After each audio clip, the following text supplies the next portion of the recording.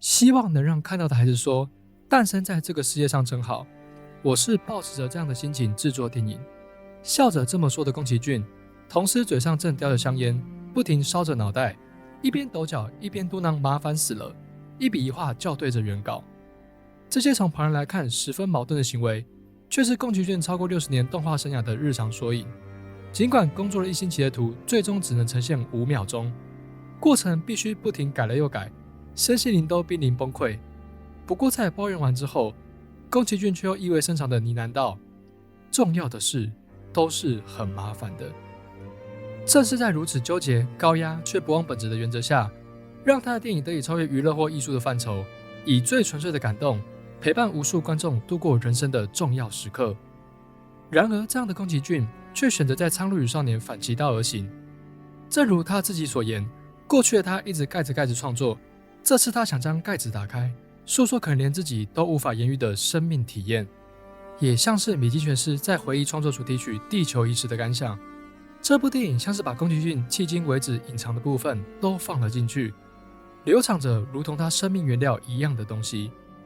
而宫崎骏之所以会选择这么做，就隐藏在他从10岁就开始阅读的《你想活出怎样的人生》之中，同时也是电影主角真人转变的关键。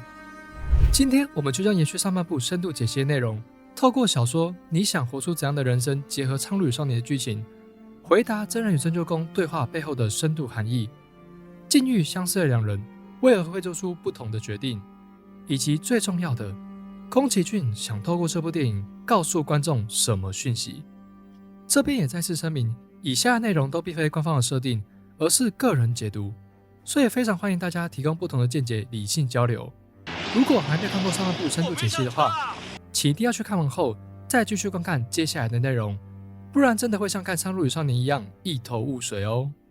如果你是第一次来到这里，本频道致力推广影视作品背后更多的可能性，内容包含深度点评、影剧推荐、影视趣闻，以及各种技术解析，不定期还会有超可爱猫猫彩蛋与你作伴哦。如果你也跟我们一样喜欢电影，就请订阅、按赞以及开启小铃铛，你的支持就是我们努力更新的最好动力哦。《苍鹭与少年》与其他宫崎骏作品最与众不同之处在于，过去观众往往都是跟着如同白纸一样的主角踏上旅程，体验大开眼界的奇幻世界，见证他们遭遇的困境与成长，领会宫崎骏想传递给观众的思想。但《苍鹭与少年》中主角真人的心态，其实在阅读《你想活出怎样的人生》时就已经发生转变。与其说游历下界是真人变化的转机，不如说在下界遭遇的人事物都反过来呼应了他从书中获得的启发。因此所谓的看不懂，或许并不是真的看不懂故事说了什么，而是不懂每段剧情对照的含义为何。所以接下来我们将会以小说主角本田润与九九的几段对话，拆解《苍鹭与少年》中的剧情和台词，进而体会宫崎骏想向观众传达的人生态度。一天下午，润一和九九来到一栋百货公司的顶楼，看着街道上熙熙攘攘的人群，润一忽然有了一种奇妙的感觉。他忽然觉得人就像水分子，既独立存在，也是大环境的一部分。听到他这么说的舅舅若有所思，回去写了一封信交给润一。信中写道：人们总是习惯以自己为中心看待与思考事物，正如哥白尼时期的科学家认为太阳会东升西落，是因为所有星体都绕着地球旋转，但哥白尼透过大量的观察与研究证明，其实地球才是绕着太阳旋转的其中一颗星球。这个在现代被认为是常识的地动说，在哥白尼提出时却被视作异端，甚至被认定是在亵渎上帝。因此有一天，如果你能体认到世界其实跟自己想的不一样，体会自己也是广大世界的一部分，这个感受本身就跟哥白尼的发现一样，有着不可磨灭的重要意义。从此之后，舅舅开始称呼润一为小哥白尼。回到《苍鹭与少年》，当真人跟着夏子来到宅邸时，在他眼中的宅邸仿佛就是一栋恐怖的鬼屋，诡异的老婆婆和陌生的环境都让他感到疏离。失去母亲的耳语和不断骚扰的苍鹭更是必须对抗的敌人，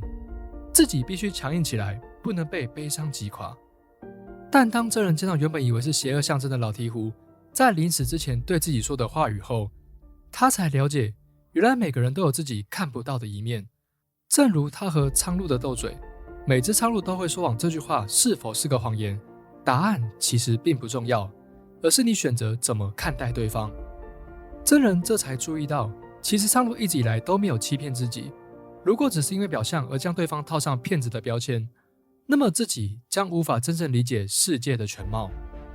所以之后真人能在梦境一眼看穿恶念石头的桥段，就体现了他已经有了可以跳脱自身框架看透事物本质的认知，也象征了但丁的第一位向导维基尔代表的理性。虽然小哥白尼的观察非常重要，但现实中的他依旧是个刚上国一的青少年，学习和人际关系依旧是他生活的重心。班上的同学卜川因为家里开豆皮店，被一群同学取了炸豆皮的绰号，并在一次早会上公开嘲笑卜川。为人仗义的同学北见看不下去，出面制止。这件事被小哥白尼兴高采烈地告诉了舅舅。舅舅在信中对小哥白尼选择站在北见一方感到欣慰，并借此机会告诉他已经过世父亲的遗言：我希望他成为一个了不起的男人，我是说为人很了不起的人。舅舅继续接着说，没有人能用简单的一句这个社会是怎么回事，人活在社会上有怎么样的意义向你说明。就算有人能说明，关于这种事情光是听别人说明，觉得自己懂了，也无法真正的吸收。什么叫做了不起，具有怎么样的价值与意义，你都必须靠自己发现，凭着自己感受到的一切，才能了解那些伟人话语真正的含义。所以最重要的是从自己真正的感受、真切的感动出发，思考其中的含义。当你心有所感，有什么想法从内心深处涌现时，千万不能有一丝敷衍，一定要想清楚自己在什么情况对什么事情有什么感觉。这样一来，你就会慢慢明白自己在某个时间、某个地方受到的感动。这种无法重复的唯一经验，其实具有不限于那个时刻的意义。你必须珍惜自己的感受和深深感动的事，不要忘记这些事，而且要认真深刻地思考这些事情的意义。这些话对小哥白尼来说似乎还太遥远，但对于身处下界的真人来说，这趟旅程正是他诚实面对自己感受的时刻。当他执意要前往下界寻找夏子时，帮佣雾子担心危险，想阻止他，并对真人说出其实他心里应该很希望夏子消失吧。真人则回答，因为只有他能做到。而当他再次见到年轻的雾子时，形容夏子时也只说了因为他是父亲喜欢的对象。这些理由看似合理，逻辑上却有些矛盾。毕竟和夏子有感情的是父亲，寻找大人的责任也不该由一个孩子承担。当然我们可以单纯说这是剧情安排，又或是郑舅公从中作梗来做解释，但正如舅舅所说的，我们不该敷衍地寻找一个借口告诉自己事实就是如此，而是要诚实且认真地感受真人的内心。而让真人真正诚实的人便是火美。当他们来到火美的小屋时，或许就已经知晓对方的真实身份，所以火美并没有直接带真人去找夏子，而是带他来到自己的门前，展示回到原本世界的方式。这么做并不完全出自忌惮产物的禁忌，而是火美看穿真人并没有真正面对自己的感受，不能让他在这个情况下就去找夏子和继承下界。也是在真人真的有机会可以放下重担，将责任归还父亲时，他才意识到自己之所以寻找夏子，并不是因为口头上的责任或为了父亲，而是他心底早已接纳了他。所以尽管遭受夏子的严厉斥责，他却依旧义无反顾地说出自己的感受。唯有如此，他才能接受真实的自我。而这里真人门上的号码132，也就是日文读音的秘密之秘密，如同地球仪歌词中如此写道：把门打开的那一刻，真人揭露了内心的秘密。大火中的身影也暗示了火美的另一个象征，传说中的不死鸟凤凰。就算自己的生命会停止，信念依旧会在孩子身上继续延续。然而诚实面对自己，不等于生活就会就此风平浪静。在一次柔道社学长的找茬冲突中，小哥白尼想上前帮助北见、浦川和水谷，双脚却因为恐惧僵在原地，只能看着3个小伙伴被欺负得遍体鳞伤。事后他虽然没有受任何伤，内心却已经被背叛好友的羞耻压垮。小哥白尼生了一场将近半个月的大病，不过更难受的是，他不知道该如何面对曾经的好友，甚至希望自己能变得越重越好。前来探病的舅舅发现了他的异常，循循善诱下了解事情的经过。看着想要逃避面对痛苦的小哥白尼，舅舅严厉地要求他，就算无法取得谅解，也要写一封信，诚实地向对方道歉，并在之后交给他一封信。信中如此写道：我们活在这个世界上，不论是小孩或大人，都会遇到在他们那个年纪觉得悲伤、煎熬、痛苦的许多事情。当然，没有人希望如此。可是，正是因为内心感到痛苦，我们才能在心里好好认清人本来应该是什么样子。人因承认自己的悲惨而伟大。没错，当自己也承认自己犯了错，会感到痛苦，所以大多数人会找借口，假装不承认。不过，承认自己的过错并因此感到痛苦，正是天地之间唯有人才能做到的事情。只要是人都会犯错，只要良心尚未麻痹，犯错的自觉必定会让我们尝到痛苦的滋味。可是，我们都该从痛苦中汲取新的自信，因为我们有能力朝向正确的道路前进，才会尝到犯错的痛苦。如同从这件事情体认到痛苦重要性的小哥白尼，终于见到真救公的真人，也在当真救公拿出纯净石头时，向他承认自己曾经犯下的过错。这段话从字面上的解读是，真人因为心中曾有恶念，所以失去继承的资格。但就下界之主的真救公来看，他会选择真人而不是下子腹中的孩子，正是因为真人像自己一样遭受过失去挚爱的痛苦。唯有了解何谓恶念，才能创造一个纯净的世界。然而遗憾的是，如此认定且为此付出一生的真救公，却无法如同自己想象的一样创造理想的世界。当他质问真人为何会想要回到上面那个充满罪恶的世界时，他带入下界的鹦鹉和鹈鹕，也正因为饥饿和贪婪，不断催生各种恶念。真救公虽然相信痛苦让人成长，自己却从未真正消化这些痛苦，而是透过石头的力量逃到下界，日复一日的堆积平衡着积木，对真实世界置若罔闻。所以真人对石头前后矛盾的态度，其实是想向真救公传达，